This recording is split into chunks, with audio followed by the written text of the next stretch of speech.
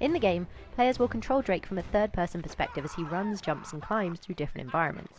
He also guns down dozens, if not hundreds, of antagonists. The story is told through cutscenes and conversation between Drake and other characters who accompany him. While Uncharted 2 and 3 had multiplayer modes, the Nathan Drake collection does not, though players will get access to the multiplayer beta for the upcoming PS4 sequel, Uncharted 4. The Uncharted games share many similarities with the new Tomb Raider games, like the recently released Rise of the Tomb Raider. Over the course of the trilogy, Drake travels the world tracking down various kinds of treasure, often with supernatural origins and powers. The story often focuses on his relationships, e.g. with on and off romantic partner Elena and father figure Sully. The original Uncharted trilogy was developed by Naughty Dog, who's also developing the upcoming Uncharted 4, but was ported to PS4 for this collection by Bluepoint Games.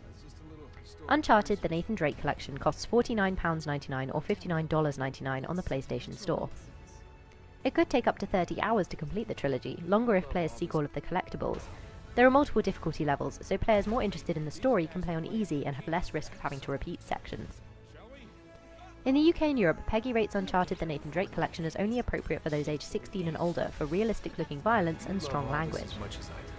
The GRA expands on its PEGI rating by explaining that the collection contains frequent moderate violence and occasional strong bad language.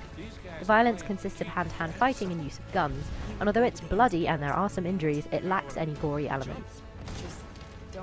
As with many games, there seems to be a conflict between the personality of the protagonist, a character with his own moral compass and people he cares greatly about, and the sheer volume of people he kills, which might bother some players.